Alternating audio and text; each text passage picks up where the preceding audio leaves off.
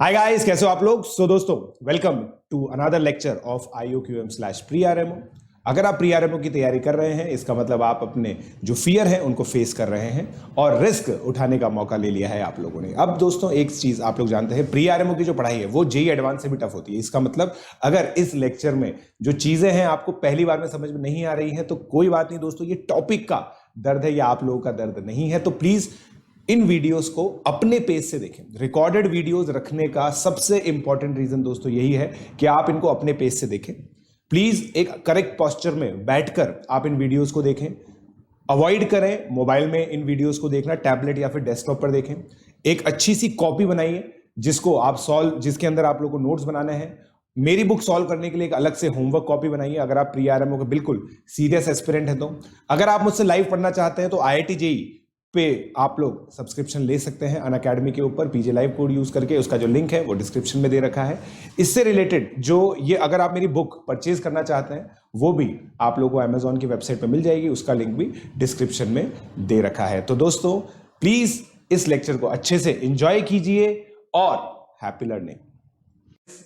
HP, ठीक है। HP हम लोग डिफाइन करते हैं, खत्म होने वाली है बस दोस्तों, अब तो खत्म होने वाली है। HP हम लोग डिफाइन करते हैं harmonic progression. Now why I call it derived progression, because simple है इसका concept. A1 A2 A3 AN are in HP if इसकी डेफिनेशन कहां से डिराइव होती है?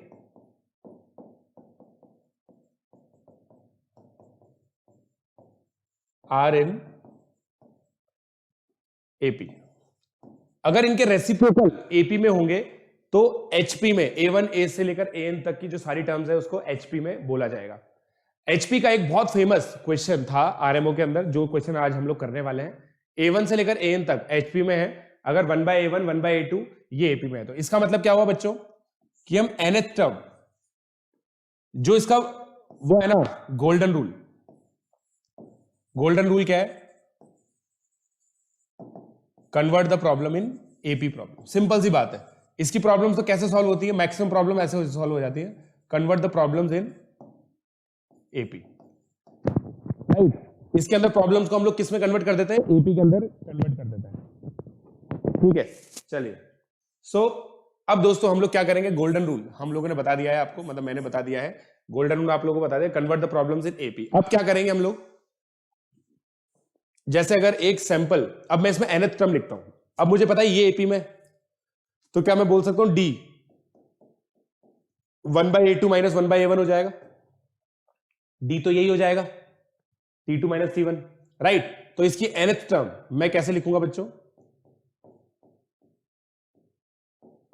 1/n ये होगी first term plus n-1 into D, और D की वैल्यू ये nth टर्म होगी। और फिर एक बहुत इंपॉर्टेंट चीज, there is no formula for sum up to n terms. Sum up to n terms का कोई भी फॉर्मूला बच्चों नहीं होता है। Sum up to n terms का कोई भी फॉर्मूला नहीं होता है, राइट। हमें बस इस तरह से समझना है बच्चों इसको। और nth टर्म का फॉर्मूला होता है, मगर sum up to n terms का, मतलब nth टर्म का फॉर्मूला होता है, sum up to n terms का फॉर्मूला नहीं होता। AP GP के अंदर दोनों होते हैं, HP के अंदर वो नहीं होता। AP GP HP जेई के अंदर भी आता है, राइट। सो ये चीज हो गई। अब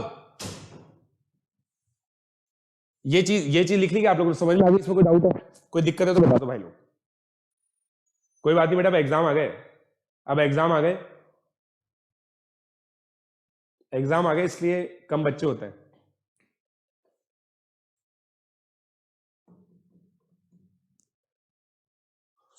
चलो, सो लेट्स प्रोसीड फॉरवर्ड। अब जैसे मान लो एक क्वेश्चन हम लोग इसमें करें, इफ ये क्वेश्चन हम लोग लेते हैं, if ABC are in HP and are positive integers positive integers, ठीक है, सच दैट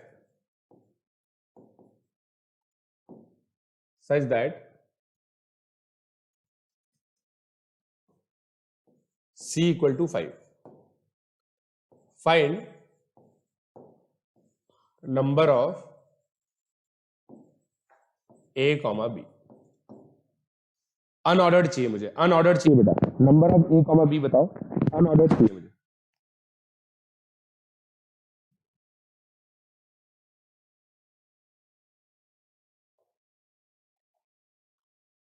NSEB नहीं होता बेटा, P A और C होता है। हाँ वही पता है जुबिन, मेरे को पता है बेटा ये चीज तो,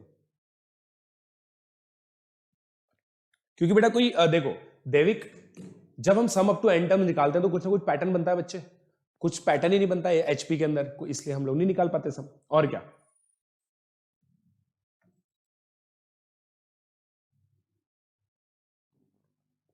एनएसई की क्लासेस के लिए दोस्तों मैं बताता हूं, फिजिक्स और केमिस्ट्री के लिए, देखो मैथ्स ओलंपियाड की मैं ले रहा हूं, फिजिक्स और केमिस्ट्री के लिए दोस्तों जेई का ही सिलेबस कंप्लीट करना होता है, तो आईआईटी जेई की क्लासेस होती हैं, मटेरियल मैं दूंगा अगर आप लोग मेरे थ्रू प्लस प्लेटफॉर्म पे आते हैं तो वो चीज है ही सही। एस्ट्रोनॉमी के अंदर मैथ्स और फिजिक्स की क्लासेस करनी होती है, कुछ सिलेक्टेड कोर्स होते हैं जो करने होते हैं, तो ये इस तरह से क्लासेस होती है। आगे आंसर, आगे आंसर बच्चों,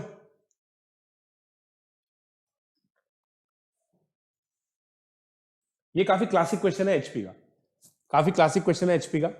अब मैंने आपको क्या बताया था गोल्डन रूल, कि भाई इसको तो हम लोग नंबर सिस्टम में कन्वर्ट कर देंगे, मतलब उसमें एपी में कन्वर्ट कर देंगे, तो मेरी इक्वेशन ये आएगी 2/b equal to 1/a plus 1/5,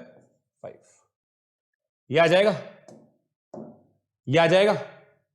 अब इसको कैसे सॉल्व करते हैं, इनडिटर्मिनेट इक्वेशन बनाऊंगा मैं, अब देखना, मैंने आप लोगों को बताया था 1/5, ये हो गया 2a minus b into 5 ab, a और b पॉजिटिव इंटीजर्स है बच्चों, ab आ गया। अब मैं इसको ऐसे लिख सकता हूं ab minus 10a plus 5b is equal to 0। अब यहां पे a कॉमन लिया तो b माइनस 10 आ गया। अब देखो यहां पे प्लस 5 कॉमन लिया, b माइनस 10 आ गया, 5 इंटू माइनस 10 माइनस 50, ये जबरदस्ती जनरेट हो गया, इस जबरदस्ती को हम लोग यहां लिखेंगे। अब ये क्या हो गया, a plus 5 into B minus 10 is equal to minus 50, हुआ या नहीं हुआ? यहां तक कितने लोगों को समझ में आया? यहां तक कितने लोगों को समझ में आया?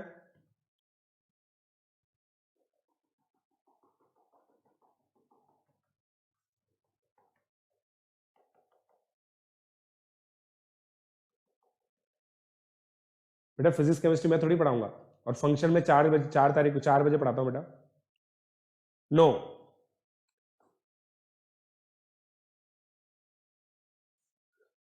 अब देखो दोस्तों, याद करो याद करो याद करो, मैंने आप लोगों को बताया था अगर 3 नंबर एपी में होंगे, 3 नंबर एपी में होंगे, तो जैसे मान लो 1/a 1/b 1/c एपी में है, तो 1/a प्लस 1/c 2/b होगा।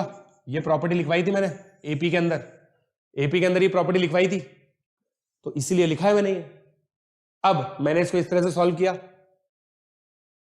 देख लो कोई दिक्कत है तो बताओ।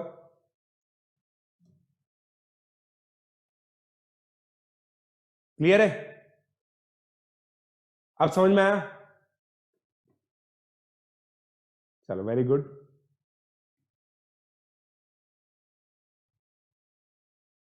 टेंथ में एनएसईपी पढ़ने के ये एडवांटेज है कि जेई का सिलेबस भी कवर हो जाता है। अब देखो दोस्तों, दो इंटीजर का प्रोडक्ट -50 आ रहा है, ठीक है।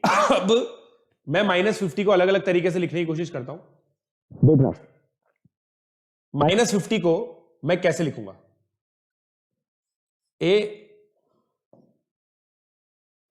ये तो समझ में आ ही गया था आपको, इसको मिटा रहा हूं मैं, ये तो समझ में आ ही गया था। अब देखना, सॉरी, a प्लस 5 और b माइनस 10, ठीक है। इन दोनों का प्रोडक्ट -50 है। तो देखो अगर मैं इसको 5 लिखूंगा और इसको -10 लिखूंगा तो -50 हो जाता है, बट मुझे इसको रिजेक्ट करना पड़ेगा क्योंकि देखो ए और बी इंटीजर्स हैं, ए और बी इंटीजर्स हैं, ए और बी इंटीजर्स हैं, तो a+5 भी इंटीजर होगा, b-10 भी इंटीजर होगा। मैं इसको ये नहीं ले सकता क्योंकि इससे मेरा a 0 आ जाएगा, b भी 0 आ जाएगा और डिनोमिनेटर्स में 0 बन नहीं सकते। तो मैं क्या करता हूं, अब a+5 को मैं और क्या ले सकता हूं, -10 और 5। अगर a+5 को मैंने -10 लिया तो a -15 आ गया, b 15 आ गया। ये भी नहीं ले सकता मैं क्योंकि a नेगेटिव आ गया, a नेगेटिव आ गया इसके अंदर। फिर देखना अब a को अगर मैं a+5 को मैं अगर 25 लूं और b को ये -2 लूं तो इससे मेरा a 20 आ गया और b 8 आ गया। ये एक्सेप्टेबल है, ये एक्सेप्टेबल है,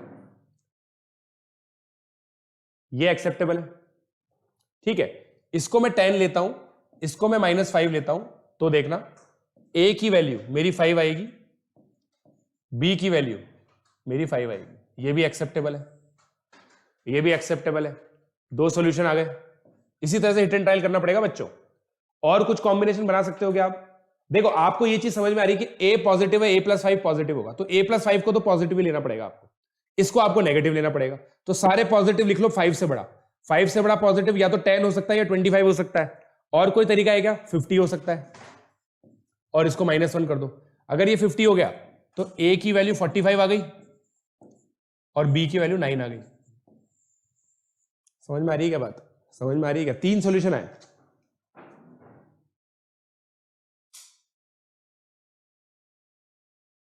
बताओ समझ में आया नहीं? कितने लोगों को समझ में आया? बेसिकली ये था कि दो इंटीजर का प्रोडक्ट, मैंने आप लोगों को बता रखा है, दो इंटीजर का प्रोडक्ट कांस्टेंट। इसके बहुत सारे इनफाइनाइट प्रॉब्लम्स करते हैं हम लोग, बहुत सारे अलग अलग तरह के प्रॉब्लम्स करते हैं। तो ये क्वेश्चन दिखने में एचपी का था, बट आप लोग ये समझ पा रहे हो ना कि ऐसे ही क्वेश्चन आएंगे। अगर प्री आरएमओ में क्वेश्चन आया तो ऐसा ही आएगा, और ये क्वेश्चन 2 नंबर का होगा, मात्र केवल मात्र 2 नंबर का क्वेश्चन होगा ये। कितने बच्चों को समझ में आया? ठीक है चलो। हाँ फरवरी में छुट्टी होगा। तो ये 42nd नंबर का बच्चा है जो बोल रहा है कि मैं बेसवा कल्याण रथ की तरह दिखता हूं। I don't know, right? So ये हो गया एक।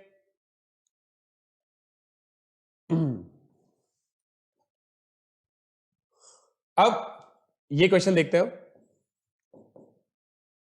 ये तो एक अच्छा क्वेश्चन था। Let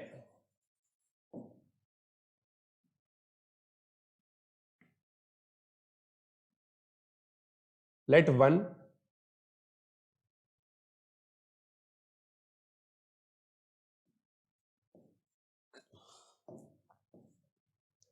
let n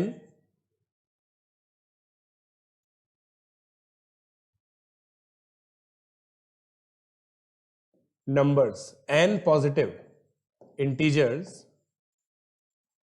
h1 h2 hn be such that 1 h1 h2 hn 24 are in hp. Find number of possible values of n. n की कितनी पॉसिबल वैल्यूज हो सकती है ये बताओ भाई लोग, बताओ।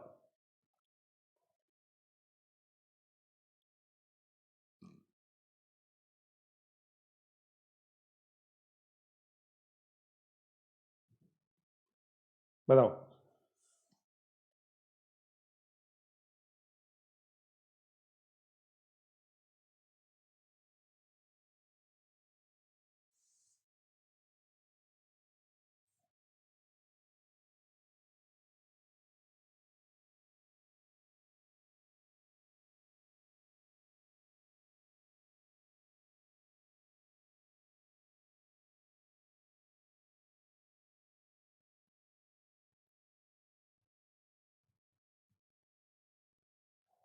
डन।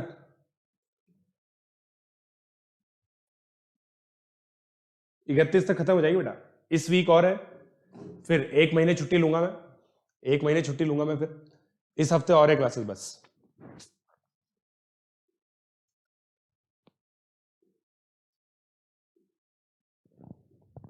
नहीं है हाई फाई क्वेश्चन तो नहीं है। देखो दोस्तों, ये आपको देखो सिंपल चीज सोचनी है कि आपको यहां और यहां नंबर पता है। अब मैंने आप लोगों को क्या बोला, मैंने आप लोगों को क्या बोला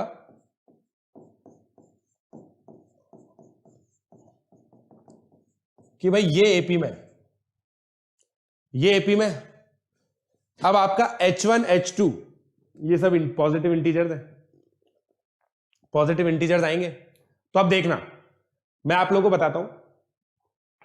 अब इसका जो D होगा ना दोस्तों, क्या होगा इसका D, D मतलब कॉमन डिफरेंस। ये दोस्तों आपकी फर्स्ट टर्म है, फिर n टर्म्स है, तो ये n+2th टर्म होगी,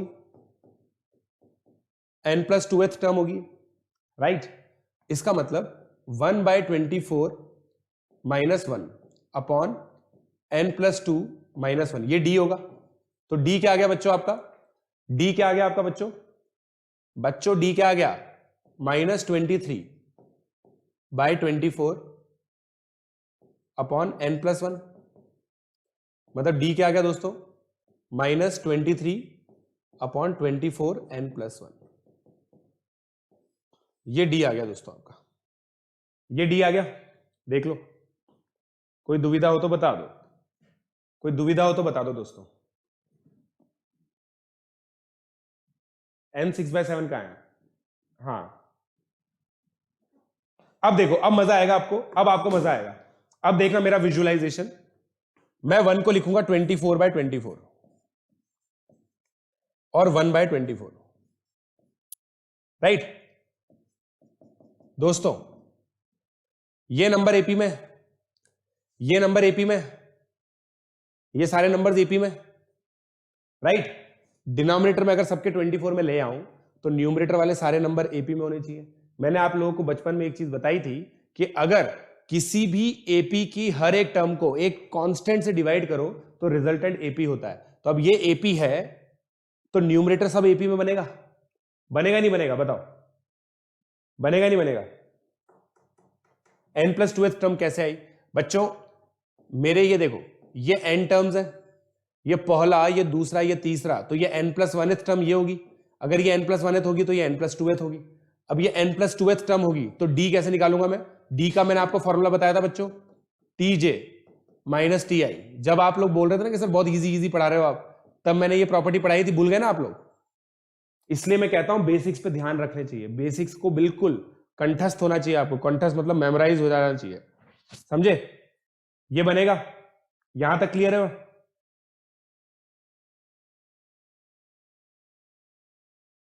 नीरज दास को समझ में नहीं आ रहा। नीरज बेटा देखो, अगर जिसने मेरे पहले के लेक्चर्स नहीं देखे होंगे ना, कोई ऐसा बच्चा है जिसने मेरे सारे लेक्चर्स देखे, एपी जीपी एचपी इन सबके, उसको ये नहीं समझ में आ रहा हो तो बताओ मेरे को, क्योंकि कुछ बच्चों का ये प्रॉब्लम हो सकता है जिन्होंने पहले लेक्चर ना देखे हो।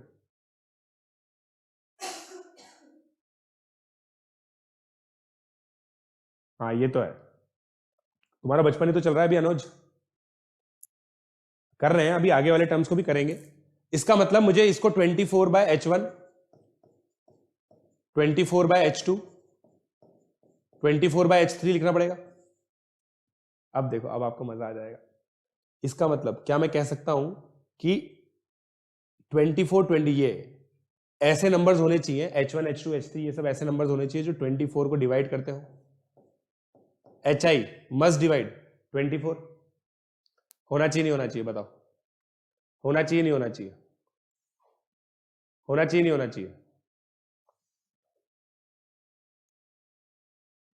नहीं मतलब सॉरी, यहां तो मैंने गड़बड़, यहाँ 20 गड़बड़ लिख दी है, तो ये तो नहीं आएगा यहाँ पे, ये तो मैंने गड़बड़ लिख दिया। मैं तो डी से करूंगा ना, अब डी से करूंगा भाई, मैं तो डी से करूंगा, मेरा तो ये आ गया। अब देखना, अब मैं एक काम करता हूं, इस डी के साथ कुछ करने की कोशिश करता हूं। यहां तक समझ में आया आपको। अब मैं क्या लिख सकता हूं, 1/H1 is equal to 1/H1 is equal to 24/24 a प्लस 1d। डी कितना था मेरा 23, 24 n+1। ठीक है, अब ये कितना आ जाएगा, या फिर मैं कोई सा भी आई लेता हूं, आईएथ नंबर का नंबर, दोस्तों आईएथ नंबर का नंबर क्या मैं कह सकता हूं मेरा आई प्लस 1th टर्म होगा, जो भी होगा 1/a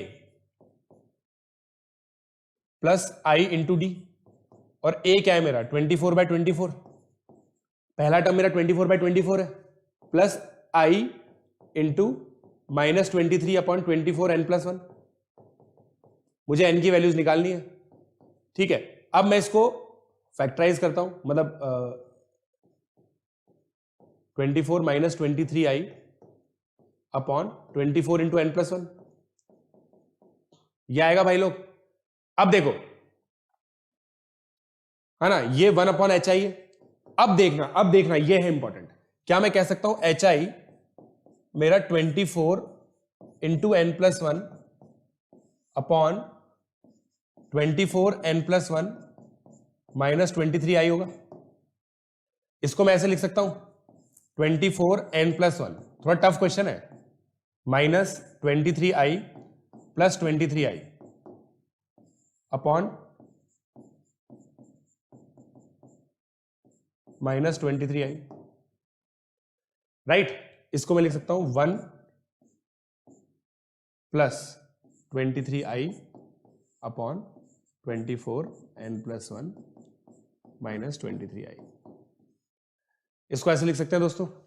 अब देखो, आपका hi इंटीजर होना चाहिए, hi इंटीजर होना चाहिए, हर i के लिए इंटीजर होना चाहिए, हर i के लिए इंटीजर होना चाहिए। अगर मैं इस नंबर को 23 से डिवाइड करवा दूं, इस नंबर को 23 से डिवाइड करवा दूं, क्योंकि i = 1 पे भी देखो, i = 1 पे सबसे ज्यादा इशू आएगा, तो अगर मैं इसको 23 से डिवाइड करवा दूं, मतलब 24 n+1 -23i, अगर इसको मैं 23 के बराबर करवा दूं, 23 क्यूब, तो ये 23 का मल्टीपल हो जाएगा, 23 का मल्टीपल हो जाएगा। देखो आया नहीं आया समझ में?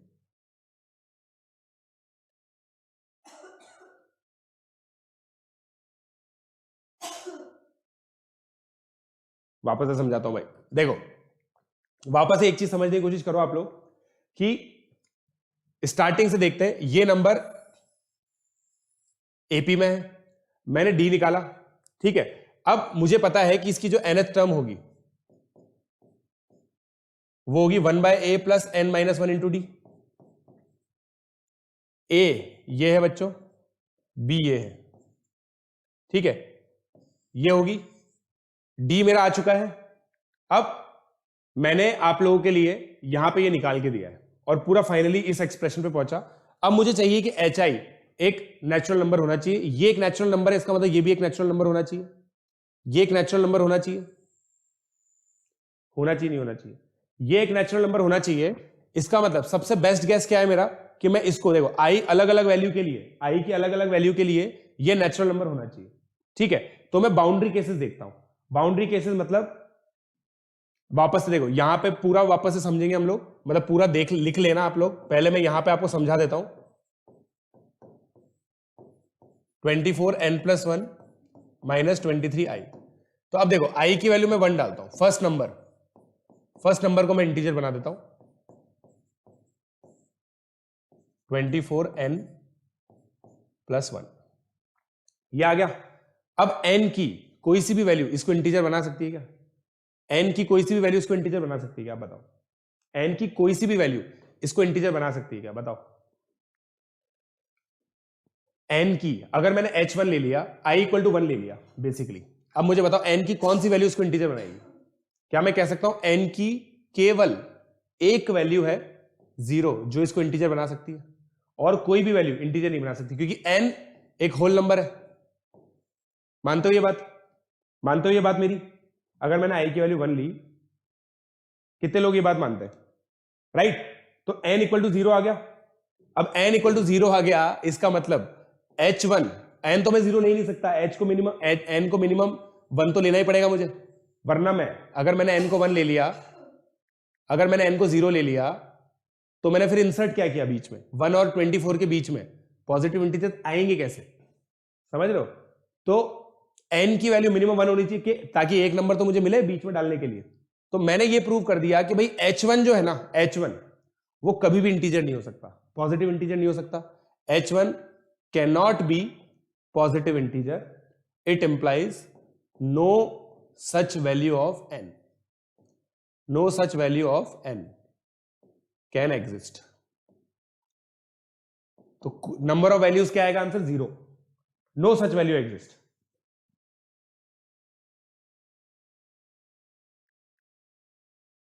ठीक है, समझ में आई बात?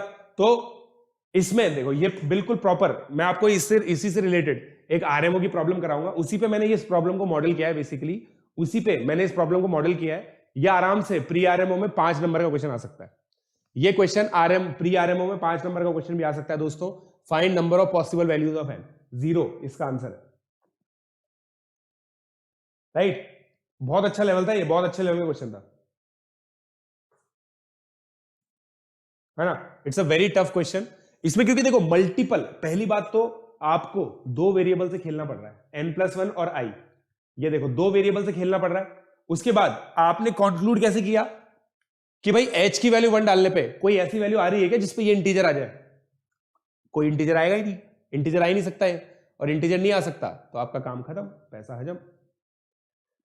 राइट, बड़ी खुशी की बात है। तो no such value of exist.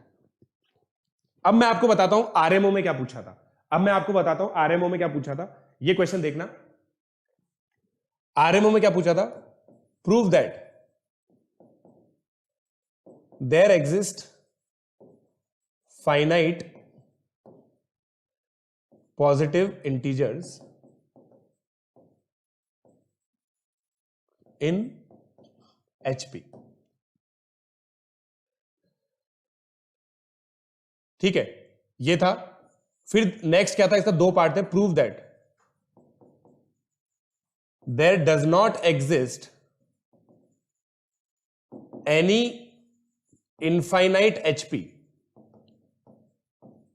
containing all positive integers, containing all positive integers। ये क्वेश्चन था दोस्तों आरएमओ लेवल। बताओ कैसे सोचेंगे? पहला वाला सोच लो, दूसरा वाला होमवर्क है। पहला वाला सोच लो, दूसरा वाला होमवर्क है। पहला वाला सोचना है आपको, दूसरा वाला आप लोगों के लिए होमवर्क है। ये आरएमओ में आया हुआ क्वेश्चन है, एक्चुअली आरएमओ में आया हुआ क्वेश्चन है। ठीक है, बताओ।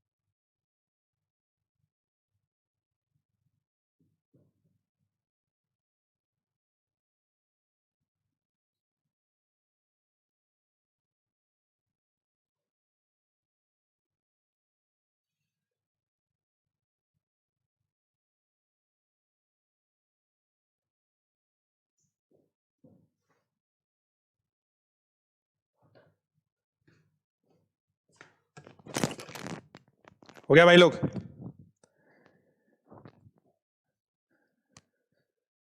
Thank you Anuj. Unacademy plus platform promote करो बे।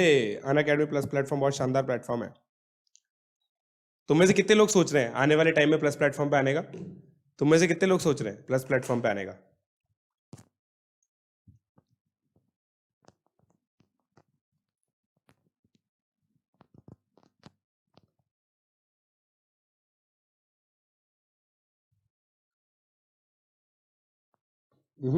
PYQ जेई नहीं।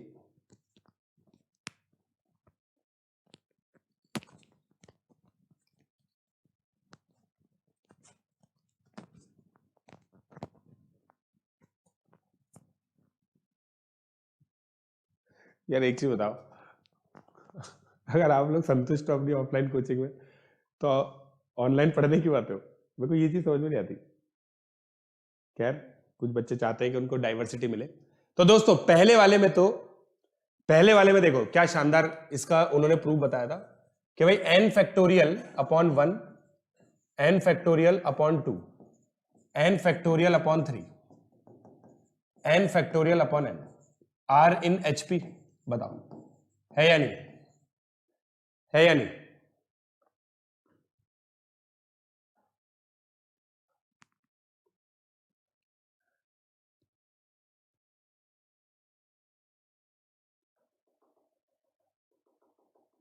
जय जिनेन मृदुल, भेजूंगा रोहित, बेटा रोहित भेज दूंगा। वेरी गुड अभिषेक। देखो दोस्तों ये बताओ ये एचपी में है या नहीं है? ये एचपी में क्यों है? क्योंकि ये एपी में है, ये एपी में है ना, ये देखो एपी में है, ये एपी में, तो इसका उल्टा एचपी में होगा। और मैं एन, जैसे मेरे को बोलो, कोई बोलेगा कि भाई 1000 पॉजिटिव इंटीजर्स बताओ जो एचपी में हो, तो 1000 factorial upon 1, 1000 factorial upon 2, 1000 factorial upon 3, ये सब इंटीजर्स होंगे। क्योंकि एन फैक्टोरियल क्या होता है, N into N minus one into N minus two into N minus three तक, 1 तक, राइट? तो ये देखो, राइट? अब सेकंड वाला आप लोगों को खुद सोचना है, सेकंड वाला आप खुद सोचो, जीवन में कुछ तो आप भी सोचोगे, राइट? तो ये तो पहले वाले का आंसर हो गया, सेकंड वाला आप सोचोगे। नाउ नेक्स्ट, ये जीपी। अब a plus d, a plus d, a b, a plus D into B are, A plus 2D into B are square, a plus 3D into B r cube. ये जो progression है ना दोस्तों, ये है AGP, अरिथमेटिको geometric progression. क्यों बेटा? क्योंकि देखो ऐसा लग रहा है ना कि ये मैंने एक एपी ली, ये एक जीपी ली, और इसको टर्म बाय टर्म ऐड कर डाला, टर्म बाय टर्म ऐड कर डाला, ऐसा लग रहा है ना? कितने लोगों को ऐसा लग रहा है? कितने लोगों को ऐसा लग रहा है?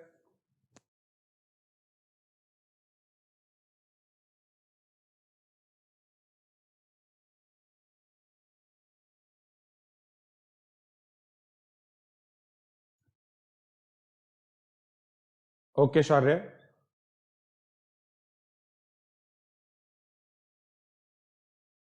है? हाँ, पावर डबस मेरी क्लास में आता है, प्लस प्लेटफॉर्म का। ठीक है, बस टर्म बाय टर्म मल्टीप्लाई किया है, term by term, A plus D into B are, A plus 2D into B are square. ठीक है भाई लोग, अब देखना, अब मैं आप लोगों को बताऊंगा एक क्वेश्चन अपन लोग करते हैं, आप लोग को ये निकालना है।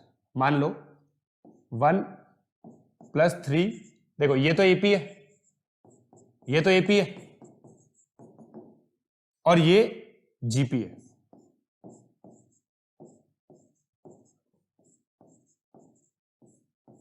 ट्राई करो, फिर मैं आपको तरीका बताऊंगा इसको कैसे सॉल्व करना होता है।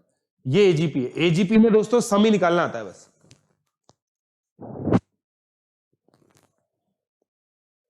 अरिथमेटिको ज्योमेट्रिक प्रोग्रेशन, अरिथमेटिको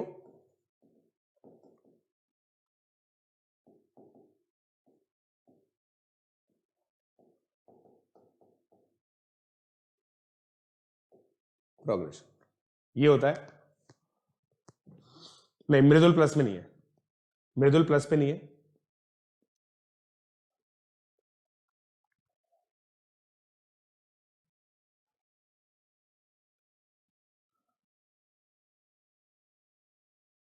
हाँ बेटा, 6 महीने तो काफी है, केवीपीवाई के लिए तो 6 महीने काफी है यार, मेरे को तो ऐसा ही लगता है।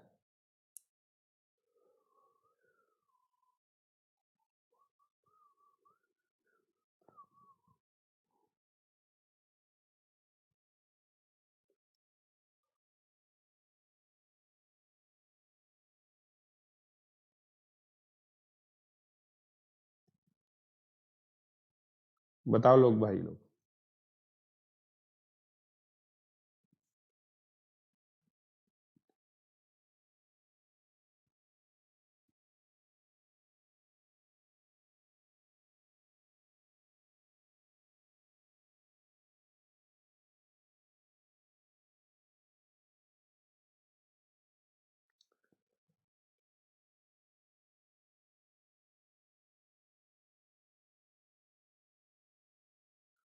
हो गया भाई लोग?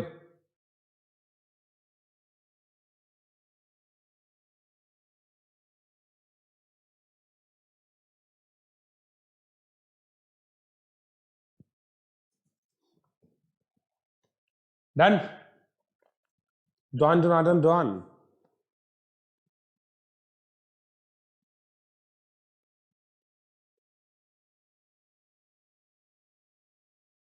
वाह यार रश्मि।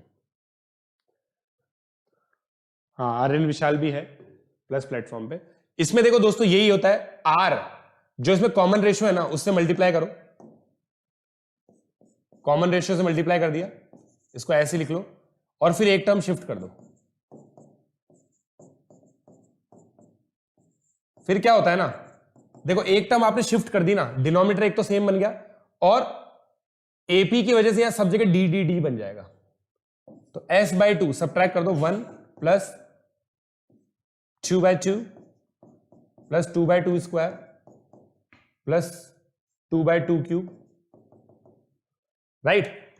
तो s बाई टू क्या हो गया, 1 प्लस 1 प्लस 1/2 प्लस 1/4 प्लस 1/8, ये सम 2 होता है। इनफाइनाइट जीपी, इनफाइनाइट जीपी मैंने बताया था आप लोगों को।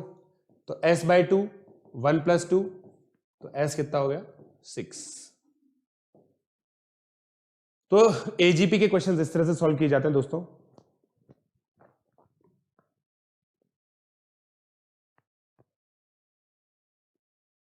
ठीक है,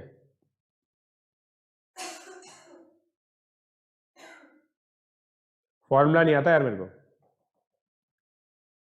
हाँ तेरा देखा था बेटा, अंचित देखा था मैंने, तेरा तेरा आंसर 6 था बेटा। ये कोर्स तो खत्म होने वाला है, 31 को खत्म हो जाएगा, 31 जनवरी। हाँ रिप्लाई करता हूँ शिवम, मैं तेरे को रिप्लाई करता हूँ।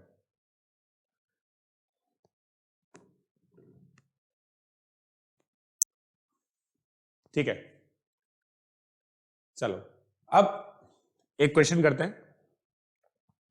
Let's do one question. ठीक है,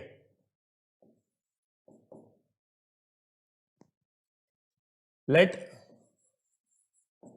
s is equal to 1 plus 1/2 plus 1 minus 1/2 plus 1/3 minus 1/4 plus 1/5 minus 1/6 till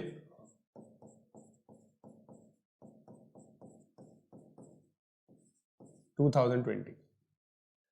ठीक है, इफ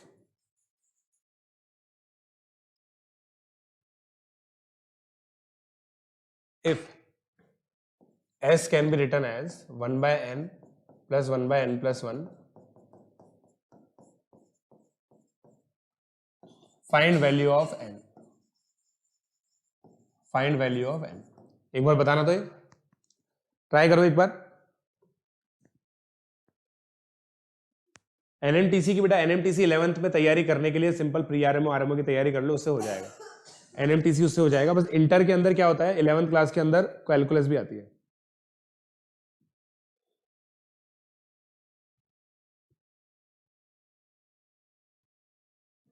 बेटा। मैं टून्स बेटा मैं फरवरी में लॉन्च करूंगा एडवांस के लिए एक कोर्स।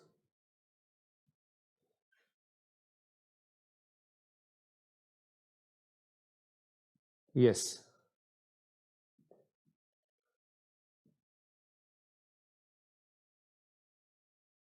ठीक है। AMC very good olympiad, it's a very good olympiad. Answer निकालो इसका, आंसर बताओ जल्दी से।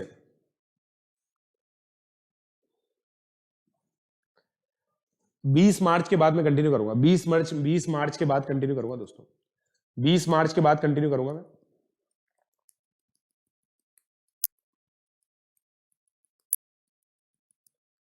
कुछ स्ट्रेटेजी टिप्स।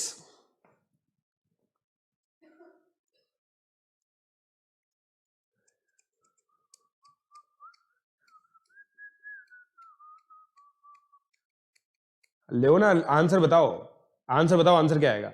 एन की वैल्यू बताओ, आप तो एन की वैल्यू बताओ।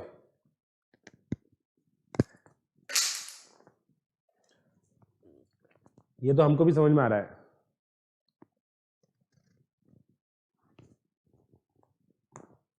ठीक है,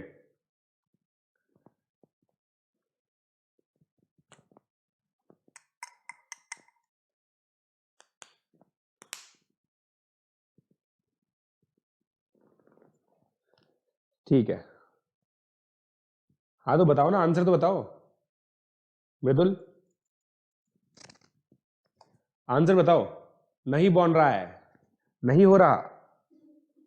टेलीस्कोपिक सीरीज है तो आंसर बताओ ना। एग्जाम है बेटा, एबीसीडी। एक भी बच्चे को नहीं आ रहा, एक भी बच्चे को नहीं आ रहा। नो, एन बेटा नेचुरल नंबर है, एन नेचुरल नंबर है।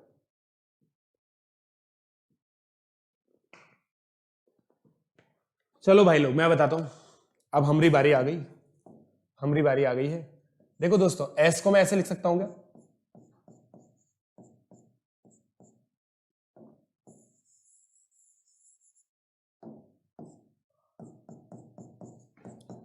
जबरदस्ती मैंने ये जनरेट कर दिया।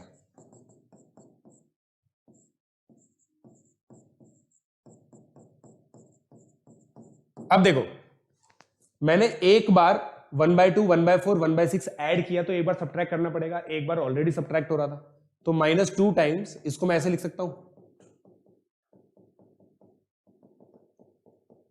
ऐसे लिख सकता हूं भाई लोग। अब देखना, ये तो एज इट इज आ जाएगा, माइनस ये कितना आएगा? 1 + 1/2 + 1/3 + 1/1010। अब 1 से 1 कैंसिल, 1/2 से 1/2 कैंसिल, 1/3 से 1/3 कैंसिल, 1010 तक सब कैंसिल हो जाएगा। एस क्या आएगा? 1/1011 + 1012। एन की वैल्यू क्या आ गई? राइट है? बढ़िया क्वेश्चन। कितने लोगों को मजा आया? कितने लोगों को मजा आया इस क्वेश्चन में? बताओ, कितने लोगों को मजा आया इस क्वेश्चन में? किसी को भी मजा नहीं आया?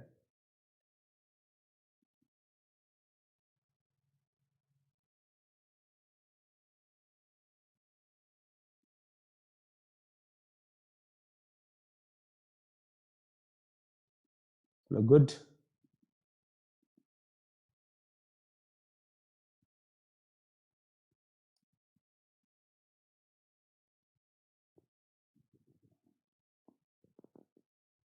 Once more, once more. देखो वापस से बता रहा हूं, वंस मोर। एस मेरा ये दिया हुआ था। अब मुझे देखो हर चीज पॉजिटिव में दे रखी है, तो मैंने क्या किया? +1/2 + 1/4 + 1/6 जबरदस्ती कर दिया। अगर मैंने एक बार तो नेगेटिव हो ही रहा था, एक बार फालतू में पॉजिटिव कर दिया, तो मेरे को एक और बार नेगेटिव करना पड़ेगा, तो 2 बार नेगेटिव हो गए। अब 2 मैंने अंदर मल्टीप्लाई किया तो 1 + 1/2 + 1/3 ऐसे जनरेट हो गया 1/1010 तक। फिर बाहर निकालेंगे तो 1 से 1 कैंसिल, 1/2 से 1/2 कैंसिल, 1010 तक सब कैंसिल हो जाएगा। ये चालू होगा नीचे यहां से, तो एन की वैल्यू 1011 आ गई। ठीक है क्या? क्लियर? क्लियर है भाई लोग?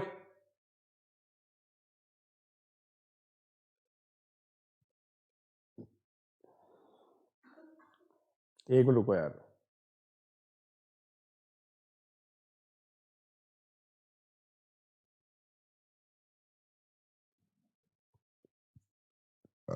Excuse me.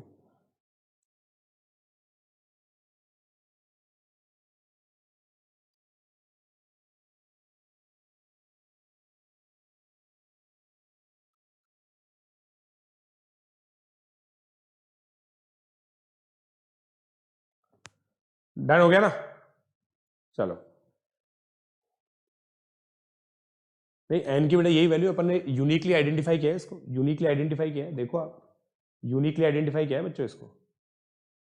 अब देखो, मैं आपको एक बहुत बढ़िया चीज बताता हूं, शायद आप लोगों ने नहीं देखी होगी, शायद आप लोगों ने नहीं देखी होगी। एक मिनट दे दो बस मुझे।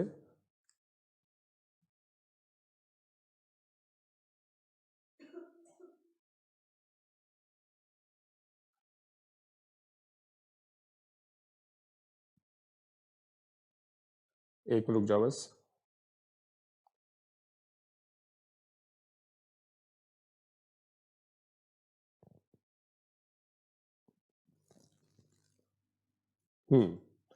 देखो, ये क्वेश्चन है ना, ये बहुत शानदार अप्रोक्सीमेशन है। 1/1 square plus 1/2 square plus 1/3 square, दोस्तों, plus 1/n square equal to pi square by 6 if n tends to infinity. मतलब ये इनफाइनाइट टर्म्स तक का सम पाई स्क्वायर बाय 6 होता है, ये हम लोग को पता है, ठीक है। अब हमसे क्वेश्चन क्या पूछ रहे हैं? फाइंड वैल्यू ऑफ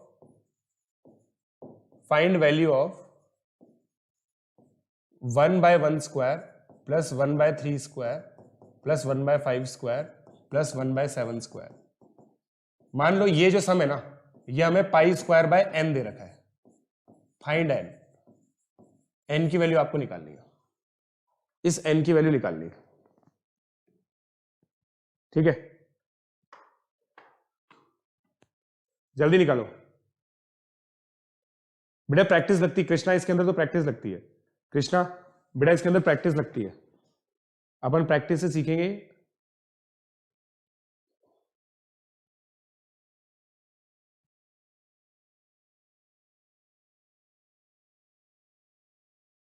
बताओ,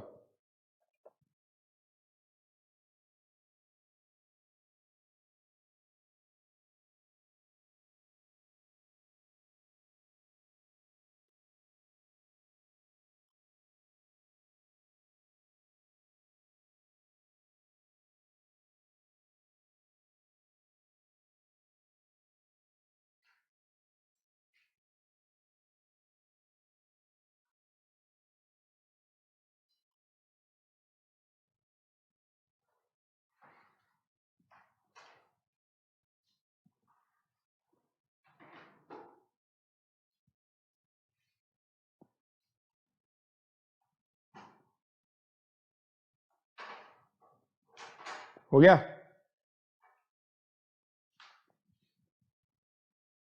एट।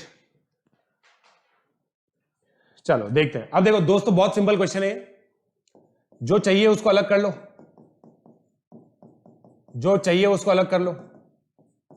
ये चाहिए मुझे s, इसको s1 बोल दो। यहां क्या बचेगा? 1/2 square plus 1/4 square plus 1/6 square. अब अगर मैं 1/2 स्क्वायर मतलब 1/4 कॉमन लूं तो ये यही आ जाएगा। देखो, अब ये वैल्यू भी पाई स्क्वायर बाय 6 के बराबर है, तो ये पाई स्क्वायर बाय 24 आ गया। मतलब s1 plus pi square bye 24 pi square by 6 के बराबर आ गया। तो s1 3 पाई स्क्वायर बाय 24 या फिर s1 पाई स्क्वायर बाय 8 के बराबर आ गया।